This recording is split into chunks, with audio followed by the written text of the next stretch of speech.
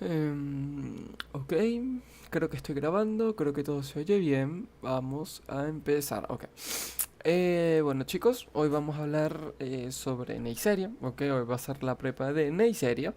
Entonces, tenemos que saber que esto es una bacteria que va a ser importante no solamente para esta unidad, sino para futuras unidades, debido a que no va a ser la primera vez que la primera ni la última vez que la vamos a ver, sino que también la vamos a ver en la segunda unidad.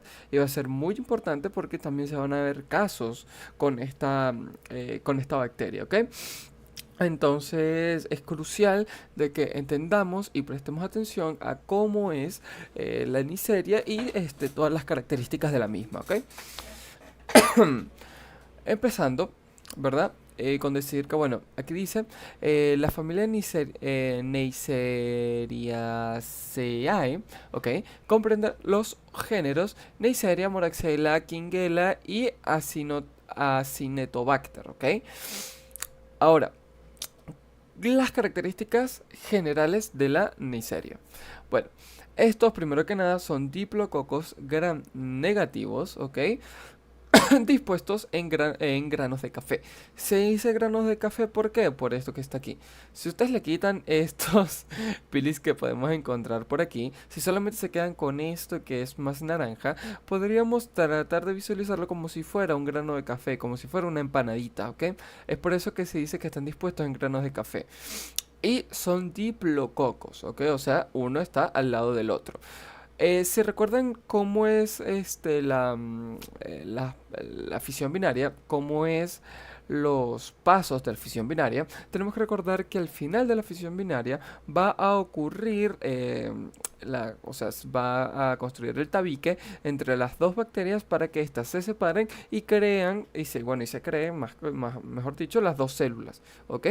Ahora, en esta fisión binaria, el tabique no se va a formar completamente, por lo cual estas dos Neisserias, esos dos cocos, no se van a separar y van a quedar juntas. Por eso es que se llama diplococos gram negativos. Igualmente, si pueden, véanse la práctica que yo di ¿sobre qué fue esa? Fue sobre, creo, si no me recuerdo, fue la de genética bacteriana, en donde yo explico la fisión binaria y cómo es que en esa fisión binaria ocurre este proceso y por eso es que se forman los diplococos, los estreptococos, los estafilococos, ¿ok? Debido a esa fisión binaria incompleta. Estos no son móviles, estos no van a tener flagelo, son aerobios, ¿ok? Estrictos, no esporulados, ¿ok? No me generan esporas y son exigentes nutricionalmente. Para que las Neisserias logren crecer, vamos a necesitar que la temperatura sea constante en 37 grados y además también vamos a necesitar que los ácaros que utilicemos sean con sangre. ¿Por qué? Porque estas Neisserias, la familia de las Neisserias, va a necesitar hierro. ¿Y dónde va a estar el hierro? En la sangre, básicamente. ¿Ok? Por eso es que se utilizan agares con sangre. Ya hablaremos de eso más adelante. Pero bueno. Además de eso, también vamos a ver que son oxidasa y catalasa positivos. Tenemos que la Neisseria meningitidis es encapsulada y la Neisseria gonorrheae no es encapsulada. Esto es muy importante, ¿ok? Es sumamente importante porque dependiendo de si es encapsulada o no es encapsulada, vamos a poder ver que una va a proveer generarme enfermedades localizadas y otra va a proveer generarme enfermedades sistémicas en todo el cuerpo, ¿ok? Para que se den cuenta, esta Neisseria es parecida a la Haemophilus que vimos en la prepa anterior. Recuerden que la Haemophilus tipo B, okay, la Haemophilus influenza tipo B, me hacía enfermedades sistémicas debido a su cápsula. El tipo B sería igual, bueno, no igual, pero sí sería parecido al Neisseria meningitidis. ¿Por qué? Porque los dos están encapsulados. Y esta cápsula es lo que le genera la protección antifagocítica y por eso es que estas Neisserias pueden ir a donde les dé la gana, básicamente. Por el contrario, tenemos la Neisseria gonorrhoeae, que como ya dije no es encapsulado y se puede asimilar al Haemophilus ducreyi, que en el Haemophilus ducreyi, si recordamos, me generaba el chancro blando. Este me va a generar otra patología que ya lo veremos más adelante, ¿ok?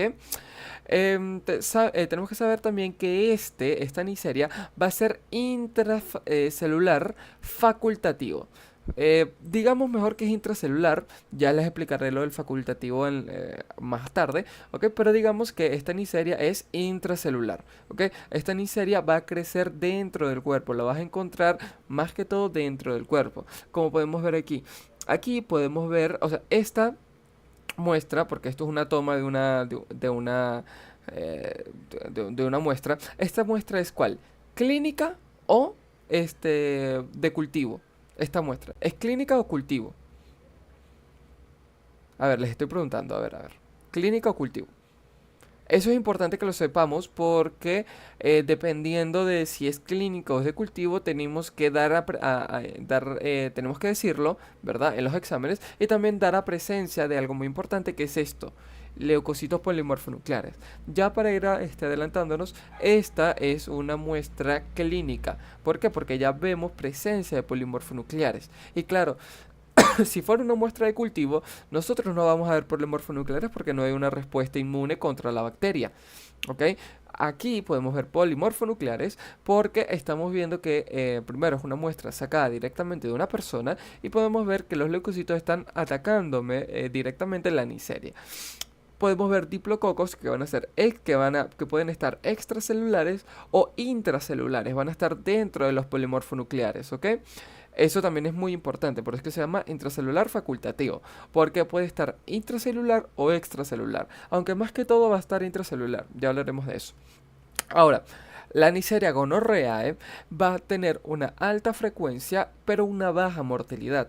Muy a diferencia de la Neisseria meningitidis, que es todo lo contrario. Tiene una baja frecuencia, pero una alta mortalidad, ¿ok? Por lo agresiva que es y por las enfermedades que nos puede llegar a causar, ¿ok? Ahora, ya, un momento. Ok, se está grabando, sí se escucha, perfecto. Déjenme un momento, quiero lograr, a ver si... Un momentico.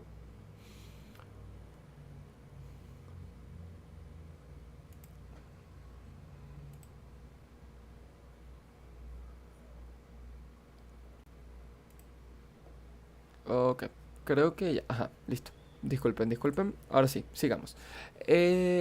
Ajá, listo con esto. Ahora, tenemos que saber que son patógenos solo en humanos, ¿ok? Solamente, las Neisserias solamente van a ser patógenas en humanos. Algunas Neisserias pueden ser no patógenas y pueden formar parte de la flora normal de las vías respiratorias superiores y orofaringes. Pero ojo cuidado, porque la Neisseria, o sea, la Neisseria meningitidis y la Neisseria gonorrhoeae, también se le pueden decir meningococo o gonococo. Estas dos tipos, estas dos familias de Neisserias son, o géneros o especies de Neisserias, son exclusivamente invasoras, ¿ok? Por lo que, si hay presencia de estas bacterias en las vías respiratorias superiores, va a significar que la persona va a estar colonizada y va a ser un portador sano, ¿ok? Nosotros podemos tener algún tipo, alguna familia, alguna especie de Neisseria que puede formar parte de la flora normal de las vías respiratorias superiores, efectivamente. Pero si esa Neisseria es Neisseria meningitidis o Neisseria gonorrhoeae, eso significa que nosotros estamos colonizados, o sea, estamos colonizados por estas dos Neisserias porque estas no son para nada normales en nuestra flora normal. Estas son invasoras. Si se detecta alguna de estas dos en nuestro organismo, eso significa que nos están colonizando y que somos un portador sano, ¿ok? Esto es un ejemplo de portador sano, esta Neisseria. A diferencia de que, bueno, me dijeron que alguna gente dijo lo de un ejemplo de portador sano del hecho de COVID en, en el seminario y también si no me recuerdo también, creo que algunos dijeron tema de VIH y al parecer los profesores dijeron que, o sea, era como que dudoso o tecnicismos y demás. Bueno, esto sí se consideraría un portador sano, ¿ok? Tanto para Neisseria meningitis como Neisseria gonorrea. En el caso, obviamente, de que no me estén haciendo una enfermedad, sino que simplemente estén, por ejemplo, en nuestro aparato respiratorio superior, estén ahí, ¿ok? Y estas vayan colonizando. Si cuando ya empiecen a generarme una enfermedad, ya no somos portadores sanos, ¿ok? Eso también es importante. Claro, también tenemos que decir que las Neisserias son altamente contagiosas, ¿ok? Se necesita un contacto estrecho para contagiarte. Si tú tienes un contacto estrecho con una persona que tiene Neisseria, alguna de las dos, básicamente sí o sí, sobre todo la meningitis, obviamente, sí o sí, probablemente vayas a tener la enfermedad, ¿ok? Ahora, la patogenia de la enfermedad producida por Neisserias. Tenemos dos, ¿ok? La Neisseria gonorrea, que siempre es patógena, ¿ok? Siempre es patógena. Siempre que la encontremos en nuestro organismo es porque nos va a estar causando una patología. Esta infecta las células de la mucosa urogenital y orofaringe y causa infecciones que pueden ser sintomáticas o asintomáticas. Asintomáticas más que todo en mujeres va a causar, ¿ok? Y también tenemos la Neisseria meningitis, que forma parte de la flora normal de la garganta.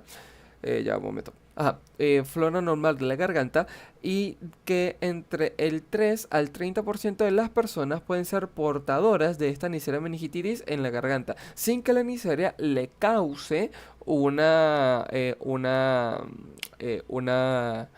¿cómo se dice? Una patología, ¿ok? Importante. Ahora, vamos a con una de las principales, o sea, básicamente son dos, Neisseria gonorrea y Neisseria meningitis. Vamos primero con Neisseria gonorrea, ¿ok? Primero que nada, así es como se escribe, Neisseria gonorrea. Es importante que sepan cómo se escribe por si acaso se lo preguntan. Recordemos que micro es muy picky, muy pero que muy picky con el tema de los nombres de las bacterias. Si las llegan a escribir mal, básicamente les van a decir que no se escribe así, les quitan los puntos, ¿ok? Entonces es muy importante que pongan atención, exclusiva atención a cómo se escribe y escriban bien. Recuerden, el primer nombre de, o sea, por ejemplo, Neisseria, la N va en mayúscula, todo en minúscula, incluido la G de gonorrea. Esta G también va en minúscula y va subrayado. ¿Ok? Porque estos son nombres en latín, entonces tienen que escribirse así. La cátedra es muy fastidiosa con ese tema, ¿ok?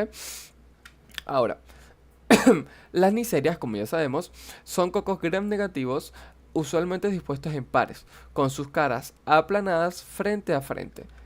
Aquí, como puedes ver aquí. Esto es cóncavo, pero es la parte convexa, ¿ok? La parte convexa de las Neisserias van a estar unidas entre sí. ¿Ok? Esta es la parte aplanada a la que se refería. Ahora, la epidemiología. El único huésped natural, ¿ok? De la Neisseria gonorrea es el humano. Punto y final. Es la enfermedad infecciosa más reportada a nivel mundial y que se transmite por contacto sexual. No solamente por contacto sexual, sino que también se puede transmitir de madre a hijo durante el parto. ¿Ok? Por una madre que esté, que tenga Neisseria gonorrea, que esté infectada, el niño pasa y esa Neisseria va y ataca al niño mientras, o sea, el niño se infecta mientras está pasando por la cavidad vaginal, ¿ok? Ajá. El gonococo, o sea, el coco de la gonorrea, por eso es que se le dice gonococo, solo está en ETS, o sea, solamente me va a producir enfermedades de transmisión sexual. ¿Ok? Y los factores de riesgo son la promiscuidad, el sexo masculino y un bajo nivel socioeconómico. La gonorrea es transmitida desde una persona con infección asintomática o subclínica. O sea,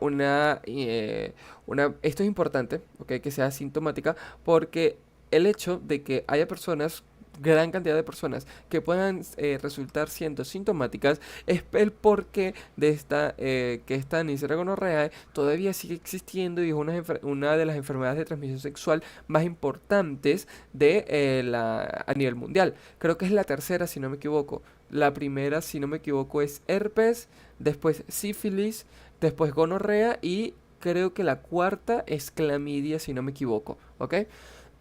Por incidencia me refiero. Entonces, esta es una de las enfermedades de transmisión sexual más comunes a nivel mundial. Y es por el hecho de esto, de que hay personas que van a ser asintomáticas, no me van a presentar ninguna sintomatología, después esas personas van a tener relaciones sexuales con otras personas que no van a estar infectadas, las infectan y básicamente sigue el ciclo, ¿ok? Porque si te dan cuenta, la Neisseria gonorrhoeae es un huésped exclusivo del ser humano.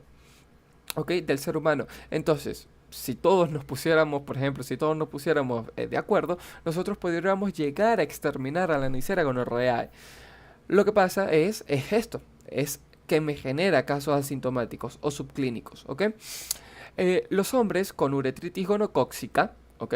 Esta es la enfermedad más que todo que me va a causar la Neisseria, uretritis gonocóxica, presenta los síntomas en un tiempo aproximado de 5 días, ¿ok? Entre que en esos 5 días ya la persona empieza a ser contagiosa, ya empieza a diseminar la enfermedad, mientras que las mujeres se mantienen asintomáticas en un 50% de los casos. O sea, imagínense, de 100 mujeres infectadas, 50 van a presentarme sintomatología y el otro 50 va a ser asintomática y van a poder diseminar la enfermedad, ¿ok? También tenemos que saber que en gran variedad son asintomáticas em, debido a la morfología del aparato reproductor femenino, ¿ok? Ya hablaremos de eso. Factores de patogenicidad. En los factores de patogenicidad, obviamente tenemos pili. ¿Qué hace el pili? Ya sabemos, confiere adherencia al epitelio, ¿ok? Nosotros aquí tenemos los o lipo-oligosacárido. Aquí lo escribí mal, es lipo-oligosacárido. Aquí no es cardio, no es cardio, o lipo-oligosacardio, no, es lipo-oligosacárido, ¿ok? Esto es diferente, porque nosotros en ningún momento, en todas estas bacterias que hemos visto, hemos hablado, si no me recuerdo, de este lipoligosacárido. Y este lipoligosacárido es diferente a los lipopolisacáridos que ya hemos visto anteriormente en las demás bacterias. ¿Por qué? Porque este lipoligosacárido, disculpen, ok, este lipoligosacárido se diferencia debido a la ausencia de subunidades repetitivas de antígenos O. ¿Ok? Esas subunidades que no van a estar repetidas hacen que el lipopolisacárido sea más chiquito y por eso se diferencie. Eh, no, ya, disculpen. O sea, que haya menos subunidades repetidas de antígeno O va a hacer que el lipoligosacárido sea más pequeño y se pueda diferenciar del lipopolisacárido que va a ser mucho más grande, ¿ok? Básicamente es eso, el lipoligosacárido es más pequeño porque tiene menos antígeno O y el LPS es más grande porque tiene más antígeno O en su estructura, ¿ok? Este LOS o lipoligosacárido me produce daño en las células de la mucosa, causando la liberación de enzimas como proteasas y lipasas importantes en la patogenia de la infección y estimula la producción de factor de necrosis tumoral, factor de necrosis tumoral, promoviendo así el daño tisular, además de estar involucrado en la resistencia del gonococo a la actividad bactericida del suero humano, ¿ok? Hay que decir aquí, ya, disculpen, hay que decir aquí que este lipoligosacárido es altamente antigénico, por lo cual este lipoligosacárido me va a llamar en manada, podríamos decir, a la respuesta inmune. Y tú te preguntarás, cónchale, pero ¿por qué por qué este lipoligosacárido llama a las respuestas inmunes? Si más bien debería ser lo contrario, debería tratar de no llamar para que la bacteria pues haga más enfermedad y haga más daño. Ya verán por qué. Y es muy interesante porque las bacterias en general son muy inteligentes. Ellas saben qué es lo que tienen que hacer y qué es lo que no tienen que hacer para lograr infectar a alguien. ¿Ok? Si ellas hacen algo es simplemente para fastidiar, para seguir infectando. ¿Ok? También, además de esto, tenemos proteínas. Tenemos la POR o proteínas de porina, que básicamente son, como ya decía, es la principal proteína porina de la membrana externa. Todas estas proteínas que voy a nombrar son de la membrana externa de la Neisseria meningitidis, que digo, de la Neisseria gonorrhoeae. Recordemos que la Neisseria gonorrhoeae no tiene cápsula, ¿ok? Recordemos eso. Esta ha sido propuesta como una proteína invasiva, ¿ok? Y cada cepa de gonococo expresa un solo tipo de proteína por, ¿ok? Entonces esta proteína por es específica para cada tipo de Neisseria gonorrhoeae. También tenemos la proteína 2 o OPA, que puede producir una o más proteínas de la membrana externa y es importante en la interacción gonococo-neutrófilo. Ya hablaremos de eso. ¿Por qué? Tenemos también la proteína 3 o proteína RMP, que es una proteína también de membrana externa que se encuentra en todas las cepas de gonococos. Y básicamente esta proteína hace un complejo con la proteína 1, o sea, las porinas, y el lipoligosacárido, ¿ok? Generando que los anticuerpos que se generen contra esta proteína, o sea, la proteína RMP, o sea, los anticuerpos anti-RMP, sean que van a ser inducidos durante la infección, me bloqueen los anticuerpos bactericidas que van a ir en contra de esta bacteria, por lo cual me va a facilitar la infección. O sea, esta proteína hace que los anticuerpos que se van a generar contra esta proteína, contra este antígeno, em, van a bloquear otros anticuerpos bactericidas provenientes de polimorfonucleares, haciendo así que que esta bacteria siga viviendo básicamente. También tenemos gonococos, los gonococos son altamente autolíticos. Esto significa que liberan fragmentos de peptidoglicano durante su crecimiento, los cuales contribuyen a la intensa reacción a la intensa reacción inflamatoria caracterizada por la gonorrea. También tenemos proteasa IgA, que ya sabemos, rompe la inmunoglobulina que se va a encontrar en nuestro epitelio tratando de protegernos, ¿ok? Y va a ser va a ser más fácil para que la bacteria entre a nuestro cuerpo, básicamente. Además de esto, disculpen, esta bacteria, la Neisseria, usan hierro, ¿ok? Que va a estar unido a lactoferrina y transferrina para su crecimiento. Es indispensable que esta proteína utilice el hierro que va a encontrar en otras células para que ésta pueda seguir creciendo, ¿ok? Ahora, la patogenia. Vamos con la patogenia, ¿ok? Primero que nada, estamos hablando de Neisseria gonorrhoeae.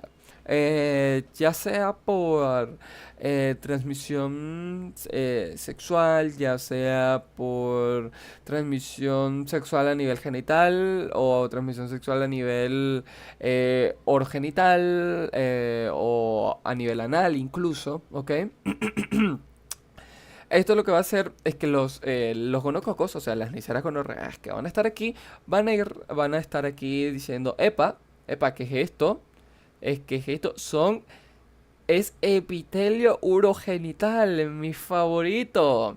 Entonces va a venir la Neisseria gonorrhoeae, ¿ok?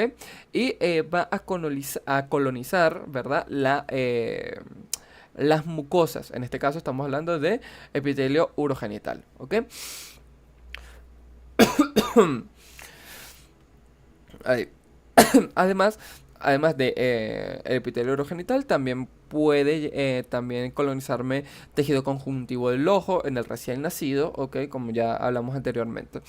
Esta Neisseria, este gonococo, se va a adherir a las células epiteliales cilíndricas no ciliadas de la mucosa, ¿ok?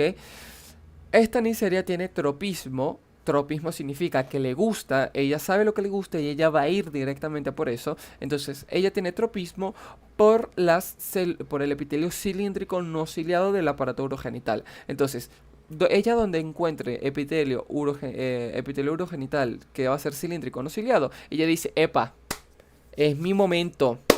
en mi momento voy para allá y va directo hacia ese epitelio urogenital, ¿ok? Se va a unir, se va a adherir al epitelio urogenital mediante su pili. Ya sabemos para qué sirven los pilis, básicamente. Además de esto, tenemos que decir que, bueno, en el caso de las mucosas, ¿ok? En mucosa respiratoria, por ejemplo, tenemos que en las mucosas hay IgA, ¿ok? Inmunoglobulina A, que va a ir a atacar a las bacterias. ¿Qué es lo que pasa? Que esta bacteria ya sabemos que tiene proteasas IgA, por lo cual, por mucha IgA que tú tengas, estas bacterias te van a decir, mira, toma proteasa, destruyo la IgA que puedas tener y ya está, listo. Entonces, es mi momento de hacerlo a lo que a mí me da la gana. Entonces, esta Neisseria, como ya dijimos, se une este gonococo se une con sus piles al epitelio y bueno, el epitelio va a tener unos receptores, ¿ok? Que bueno, son CD46 y CD66, si no me recuerdo, los receptores que va a tener el epitelio. Tampoco crean que es muy importante, o sea, es como, bueno, ajá. Pero lo que va a hacer es que esta Neisseria se va a unir a esos receptores del epitelio y va a inducir que este epitelio me fagocite, ¿verdad? Bueno, fagocite no, me haga una endocitosis a esta bacteria hacia adentro del epitelio. ¿Ok? Va a ocurrir una endocitosis. Entonces, esta bacteria que va a estar unido aquí con sus piles al epitelio va a ser endocitada por las células epiteliales urogenitales y va a crearse una vesícula, ¿ok? Alrededor de esta para que esta entre a lo que vendría siendo la célula ciliada, ¿ok? Una vez en la célula ciliada, esta va a tener la proteína de opacidad, que la proteína de opacidad básicamente es la proteína, si no mal recuerdo, era la 2, sí, OPA, exacto, la proteína OPA. Entonces, esta bacteria es endocitada, llega aquí al epitelio, ¿cómo se diría? Me libera la OPA, ¿ok? La proteína OPA, la proteína 2. Y esta proteína 2 lo que hace es destruir la vesícula que estaba rodeando mi Neisseria gonorrheae. Y esta Neisseria se libera en el citoplasma. Una vez en el citoplasma, empieza con la proteína enlazadora de transferrina a agarrar hierro, a empezar a multiplicarse, a empezar a multiplicarse, se multiplica y puede llegar a traspasar el epitelio urogenital hacia el epitelio subepitelial, hacia el tejido conjuntivo, ¿ok? Hacia abajo del epitelio. Y esto es sumamente peligroso, porque una vez en el epitelio subepitelial, ¿ok? Esto lo que va a hacer es que va a empezar a secretarme o sea, el lipoligosacárido. Una vez que me empiece a liberar ese lipoligosacárido, van a venir los macrófagos. ¿Por qué? Porque recordemos que, como les dije, el lipoligosacárido, es altamente antigénico, por lo cual este va a llamar a las células inmunes, a cualquier célula inmune, tanto linfocitos, polimorfonucleares, todos van a ir, porque saben que está pasando algo, entonces todos van a ir a tratar de aniquilar a este gonococo. ¿Qué es lo que pasa? Que este gonococo es más inteligente que nuestro organismo. ¿Por qué? Porque este lipoligosacárido, además de llamar a la respuesta, activar la respuesta inmune, también dice, epa, quédate quieto, quédate quieto. O sea, básicamente me destruye, ¿ok? Me la inactiva, me la detiene, por así decirlo. Entonces, este macrófago o neutrófilo, lo que sea, no va a poder fagocitar correctamente esta Neisseria gonorrheae, este gonococo. Y la Neisseria gonorrheae básicamente lo que va a hacer es que va a entrar a nuestro macrófago, nuestro neutrófilo, nuestros linfocitos y va a empezar a hacer lo mismo que hizo en este epitelio, ¿ok? Entra en nuestra célula, en nuestro polimorfonucleares, en donde sea, y empieza a multiplicarse, se multiplica. Todo esto está ocurriendo aquí en el tejido subepitelial. Se va multiplicando Y puede llegar hasta en un momento en donde hay tantas bacterias dentro de una célula que la célula explota por la cantidad de gonococos que van a estar dentro de esta, ¿ok? Y una vez que explota, se dispersa más gonococos en todo el tejido subepitelial y bueno, hace un desastre ahí básicamente.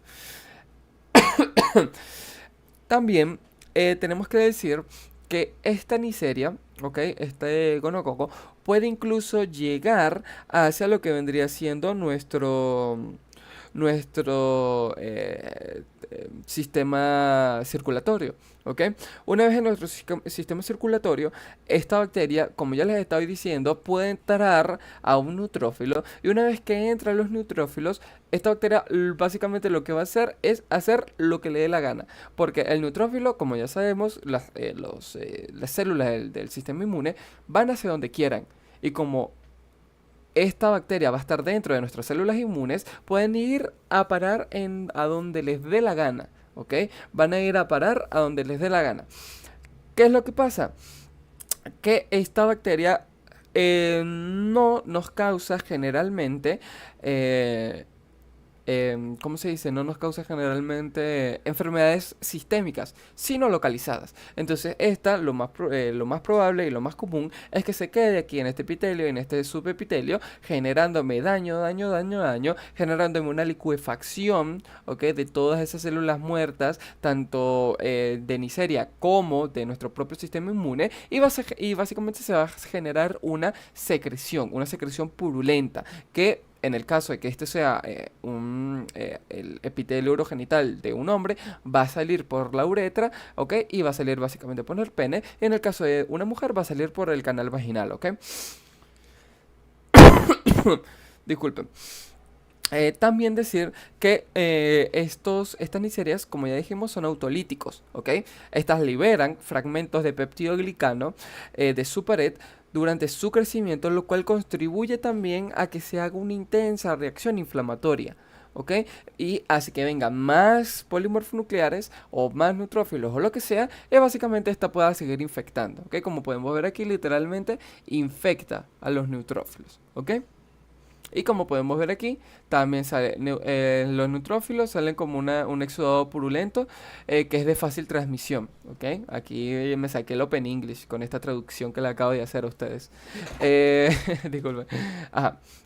Básicamente eso sería más o menos cómo es que la Neisseria gonorrhoeae, el gonococo, me hace la patogenia, o sea, me genera esta secreción purulenta que es significativa, que es sumamente transmisible e infectante, ¿ok? Este exudado purulento y que es sumamente característico de la Neisseria gonorrhoeae.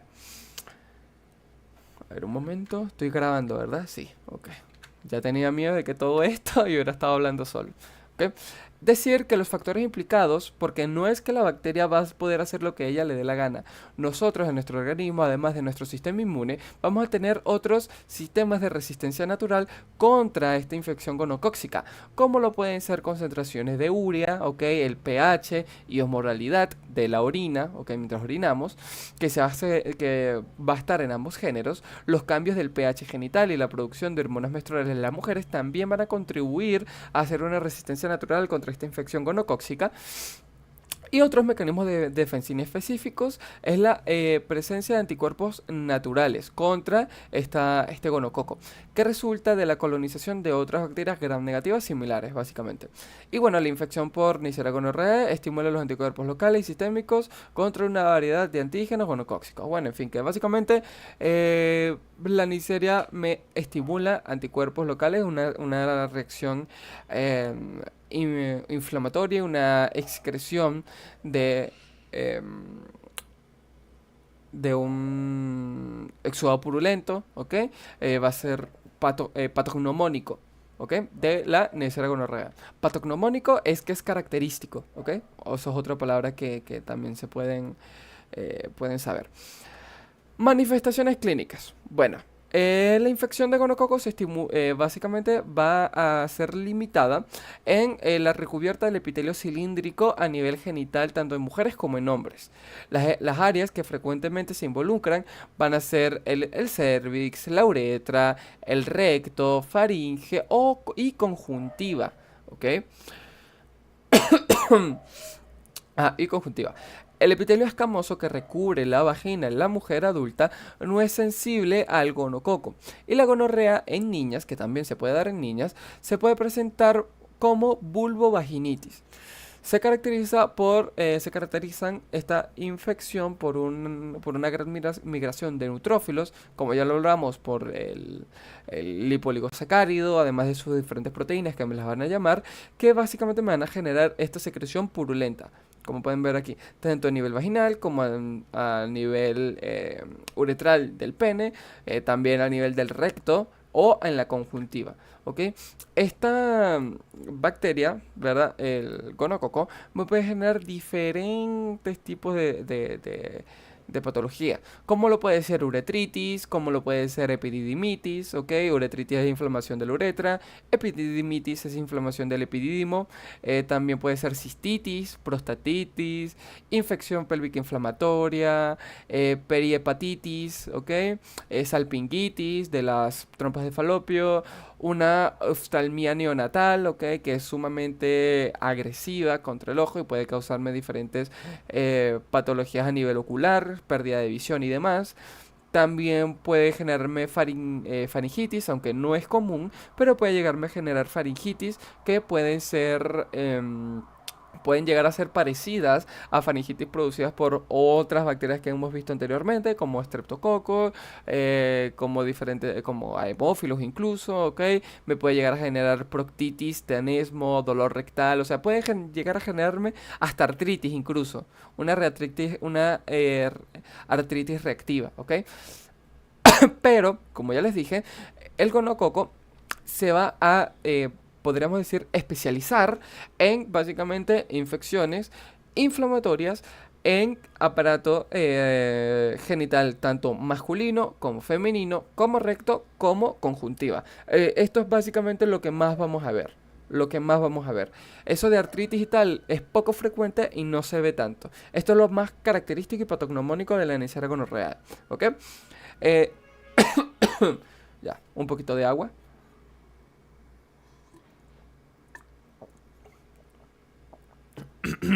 Y claro, lo patognomónico también va a ser esa secreción uretral, que también se presenta disuria, que disuria es básicamente dolor al orinar, perdón. Y bueno, también los hombres que no consultan tempranamente presentan mayor riesgo de complicaciones de esta Neisseria, que ya hemos hablado anteriormente, como cistitis, prostatitis, prolapso rectal, todos estos, ¿ok?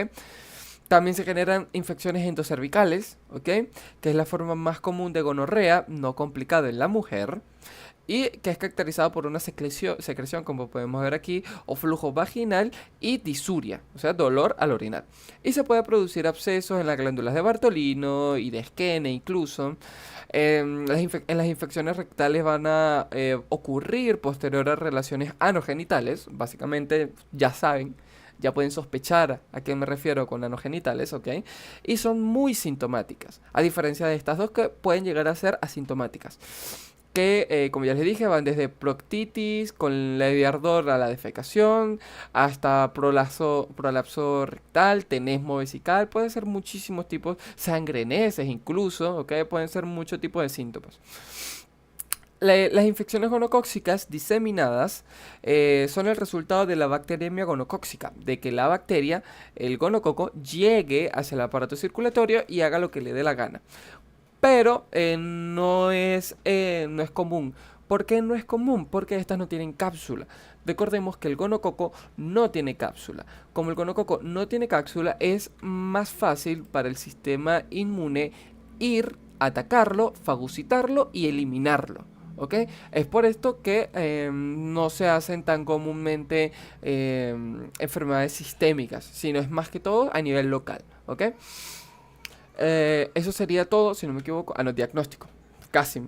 Las infecciones gonocócicas me producen, como ya dije, diversos síndromes clínicos con múltiples causas o simulan otras enfermedades, por ejemplo, con la faringitis, que puede llegar a generarme una faringitis exudativa que se puede confundir con otra bacteria.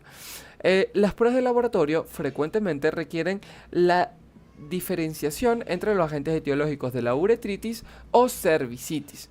El diagnóstico de la gonorrea se hace presuntivamente, o sea, que tú presumes que puede llegar a ser gonorrea y después lo confirmas, ¿ok? Por la identificación del agente en el cultivo. Para esto vamos a tener que hacerle un gram con un extendido de una muestra tomada tanto en uretra como cervix como recto, cosa que les voy diciendo ya, no es nada, pero nada bonito, ¿ok? Ni de ver, ni de hacer, y es doloroso incluso porque literalmente es un bastón, ¿ok?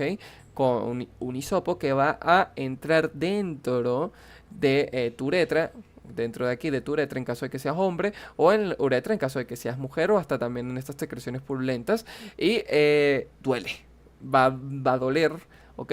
Y eso después es un extendido donde se ciñe con gram.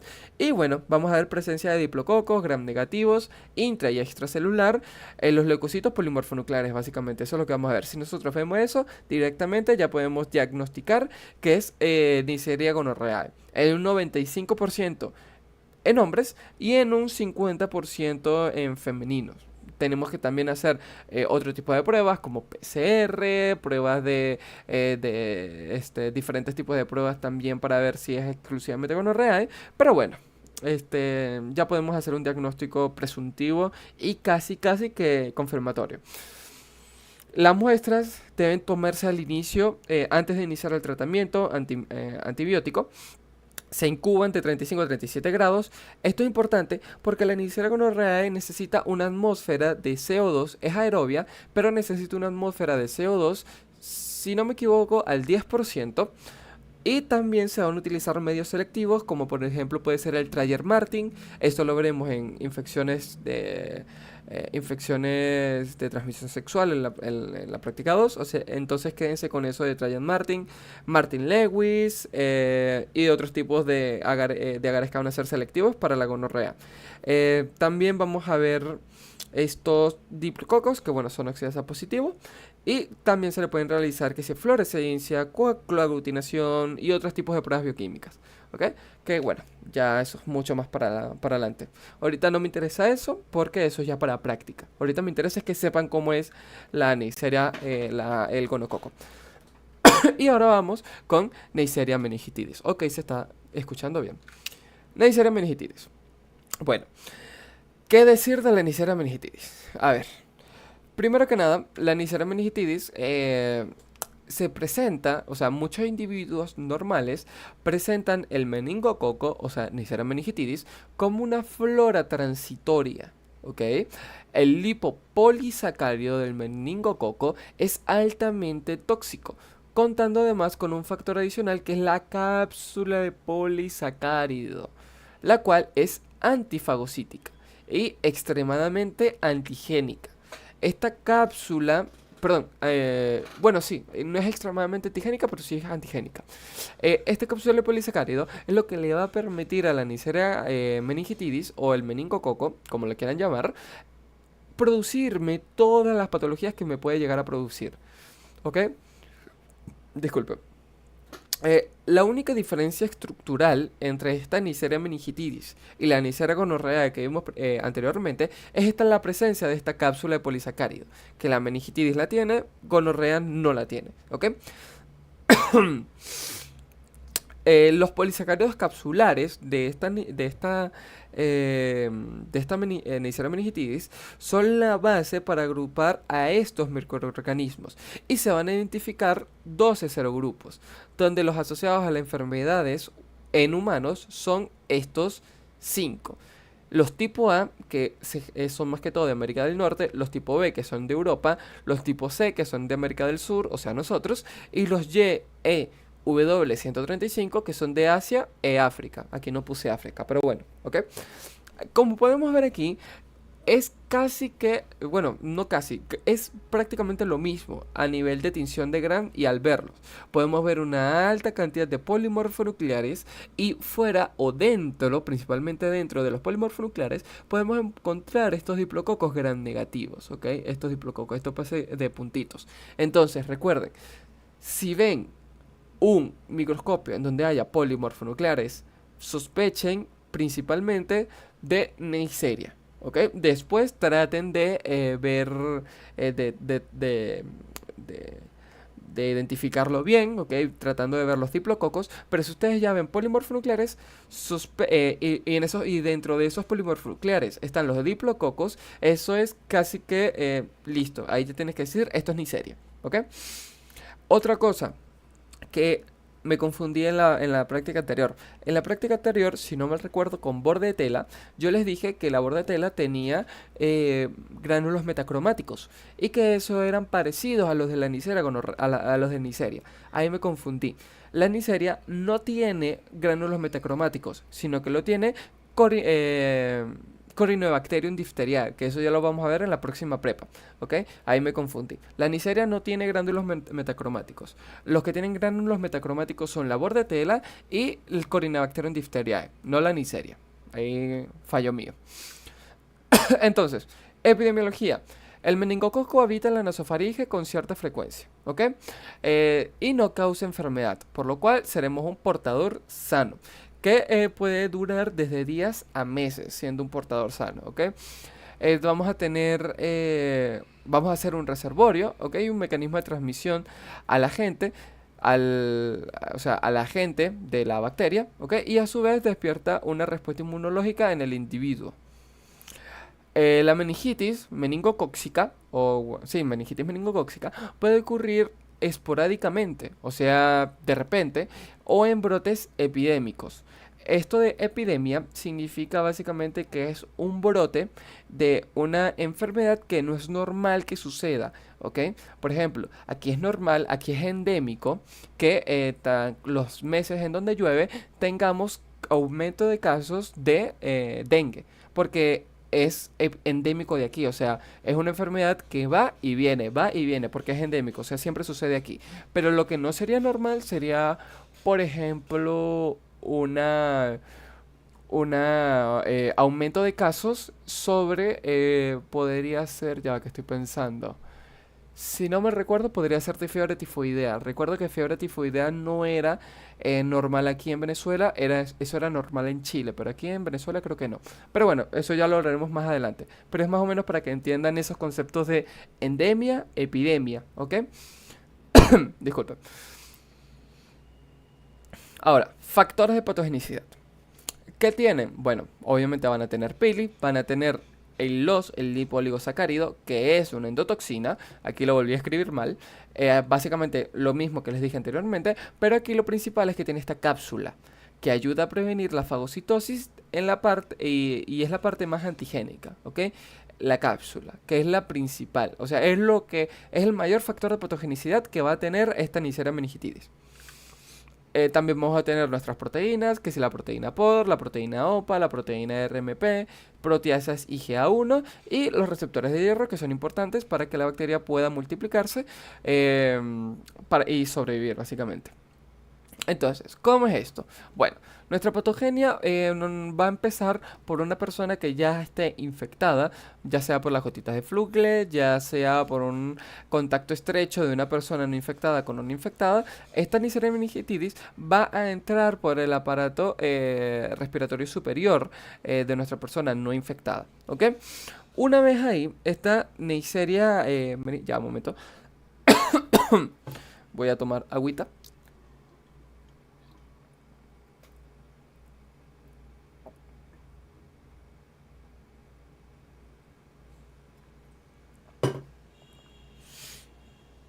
Ay, disculpen. Ajá. Una vez que nuestra Neisseria meningitidis o meningococo entra a nuestro aparato respiratorio superior, esta va a adherirse al epitelio nasofaringeo no ciliado mediante el pilis, ¿ok? Va a adherirse ahí.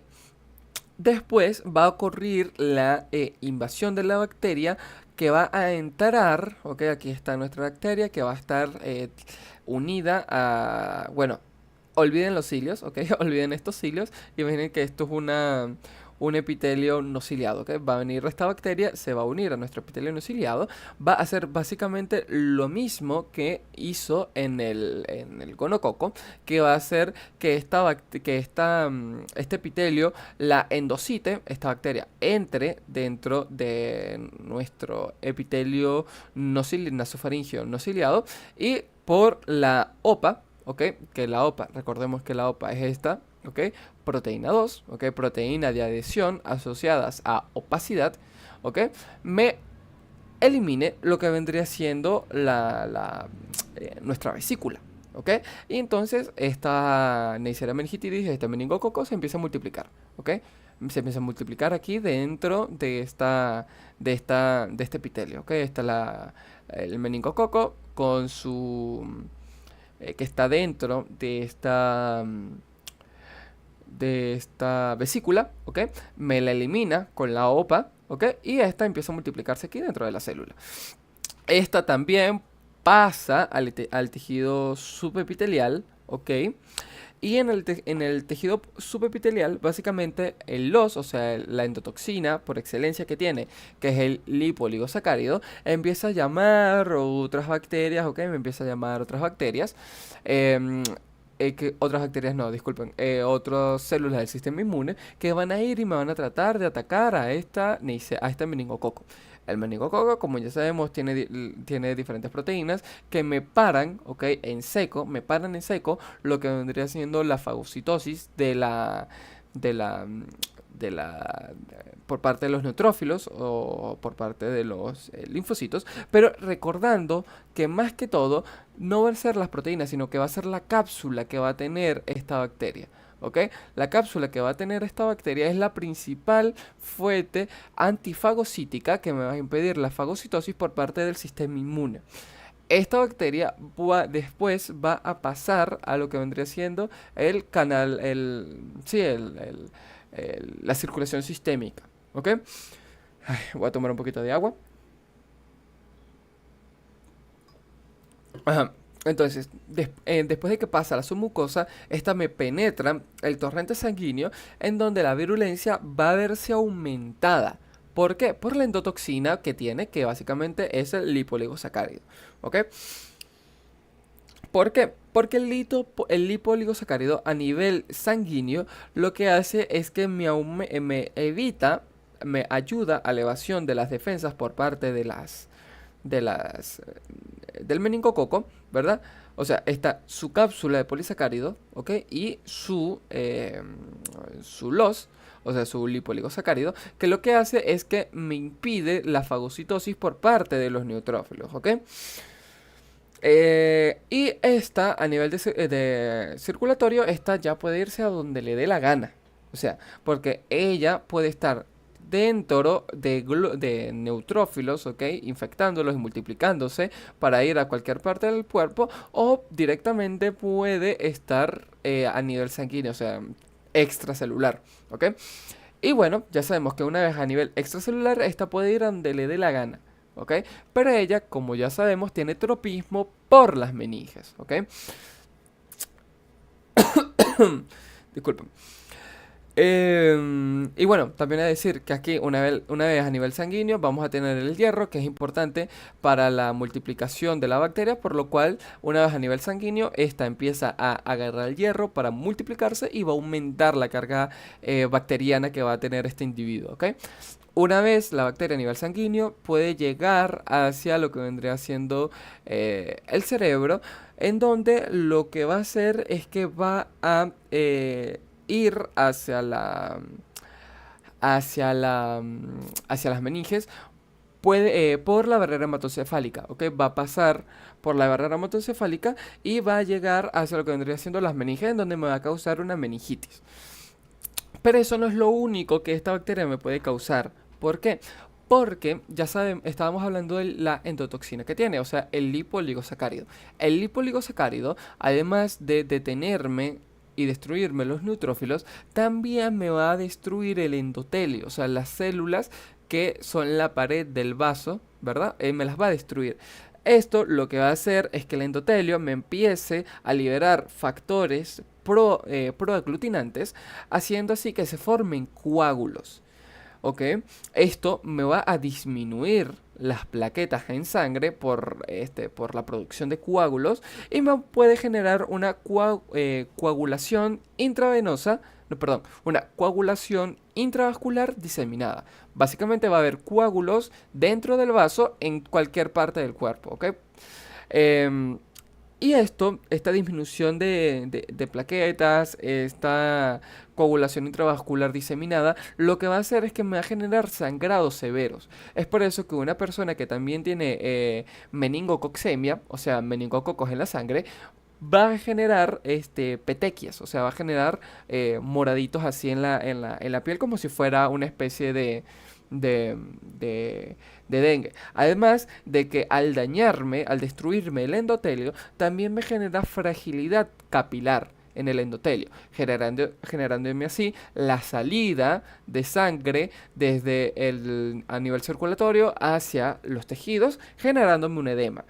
Además, estos sangrados severos pueden llegar generándome el síndrome Waterhouse-Friderichsen. ¿Ok? Que esto lo que básicamente es que me va a afectar, esta bacteria me afecta las glándulas suprarrenales, ¿ok? Haciendo así que se genere, bueno, se puede generar aldosterona y cortisol, ¿ok? Y esto lo que vaya a generarme es un shock séptico. ¿Por qué un shock séptico? Ya vas a ver. Primero, la bacteria con el lipoligosacárido lo que está haciendo es dañarme el endotelio, generándome así que la sangre salga desde el nivel circulatorio hacia el tejido epitelial, generándome un edema. ¿Okay? También me está destruyendo el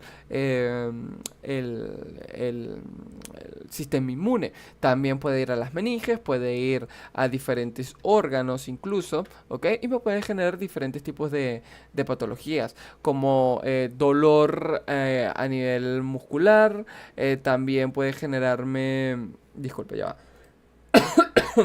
Disculpe. Puede generarme diferentes tipos de patologías, pero me genera ese shock séptico porque el mismo LOS, al destruirme el endotelio del vaso, hace que haya pérdida de sangre, por lo tanto la sangre no va a poder llegar a los órganos que están pidiendo sangre, que están exigiendo sangre. Entonces va a haber un fallo multiorgánico porque los órganos no van a tener la sangre suficiente, no van a tener el oxígeno suficiente para poder funcionar normalmente. Se genera un fallo multiorgánico, se genera básicamente un shock séptico y la persona puede llegar incluso a morir. Esto de lo que les estoy hablando, ni siquiera les estoy hablando de la meningitis, sino de otro tipo de patología que me puede llegar a causar esta Neisseria meningitidis, que se podría decir que es parecido si no me recuerdo, era síndrome estafilocóxico, síndrome... A ver si se me olvidó el nombre exactamente. Pero era básicamente lo mismo que me hacía el estafilococos que en la prepa que les di de estafilococos. Que básicamente me provocaba un fallo multiorgánico y que básicamente la persona muriera por ese fallo multiorgánico. ¿Ok? Por esa pérdida de sangre. Además de esto, la Neisseria meningitidis puede llegar a generarme esta enfermedad que se llama púrpura. Esto es altamente contagioso. Si tú quieres tocar a una persona con esto, ponte guantes, porque si no vas a adquirir la enfermedad rapidísimo, en nada. Porque estas pápulas que podemos ver aquí están infestadas con Neisseria meningitidis, por lo cual es altamente contagioso esta púrpura. ¿Ok? Ahora, manifestaciones clínicas. Bueno, como ya les dije, pues es una infección por Neisseria meningitidis, resulta de la diseminación del microorganismo por vía hematógena, o sea, meningococcemia, usualmente posterior al estado portador asintomático o levemente sintomático. En la meningococcemia aguda suele llevar a una meningitis caracterizada por fiebre, cefalea y rigidez de nuca. Recuerden que esto es indicativo de meningitis, ya sea viral o bacteriana o meningocóxica, ¿ok? Pero siempre que tengas fiebre, cefalea y rigidez de nuca, esto es meningitis. Punto y final. Y para el diagnóstico con la meningitis es más o menos, para este Neisseria meningitis es más o menos parecido al, al de la Neisseria gonorrea. Lo que pasa es que la característica más distintiva va a ser la erupción cutánea, que ya lo vimos anteriormente con la púrpura, la cual es petequial, aunque puede aparecer lesiones maculares o papulares. O sea, estas lesiones maculares y papulares son la púrpura que vimos aquí, disculpen, y estas lesiones, erupciones cutáneas o petequiales, básicamente es por la pérdida de la sangre desde el sistema circulatorio hacia el sistema epitelial, generándome esas petequias, ¿ok? El diagnóstico etiológico se hace mediante pruebas de laboratorio y muestras de sangre y LSR. Y esto es importante porque el diagnóstico va a ser más que todo con toma de muestras de líquido cerebroespinal o cefalorraquídeo, como quieran decirle, y de la sangre, porque recordemos que esta por su cápsula le va a añadir un factor que va a ser sistémico, o sea que la bacteria, la Neisseria meningitidis, va a generarme mayormente enfermedades sistémicas, no localizadas como la Neisseria gonorrhoeae. Un momentico. Ok. Además de eso, también se van a hacer cultivos. Disculpa. Se van a hacer cultivos en agar sangre o agar chocolate para que la Neisseria pueda crecer. Van a incubarse en atmósferas de CO2. En la Neisseria meningitidis la atmósfera de CO2 tiene que ser el 5%. En la gonorrea tiene que ser el 10% a 35 a 37 grados. Presencia de colonias de diplococos gram negativos va a ser indicativo de Neisseria meningitidis. Y se puede comprobar con la prueba de fermentación de azúcares, ya que la Neisseria meningitidis solo fermenta glucosa y maltosa, no los demás azúcares. Eso también puede ser un diagnóstico para esta, bacteria. Además que, bueno, también se pueden hacer pruebas de aglutinación para determinar el grupo serológico y demás, pero eso no es tan importante ya. Y bueno, esto sería prácticamente todo de Neisseria. Está bastante completa, traté de poner todo porque es bastante extenso y bastante largo el tema de Neisserias, sobre todo con las patologías y la patogenia, ¿ok? Espero que les haya gustado, que hayan entendido todo esta Neisseria. Es importante tanto para esta unidad, este parcial, como para la unidad 2, que también la vamos a volver a ver, más que todo a esta amiguita de aquí, a la Neisseria gonorrhoeae, ¿ok? Muchas gracias por ver la prepa. Se me hizo un poquito larga, quería que fuera un poquito corta, más corta, pero bueno. Sin más que decir, espero que les haya gustado. Cualquier duda, cualquier pregunta que tengan, díganme, no tengan miedo, estoy a la orden y bueno, muchas gracias por ver.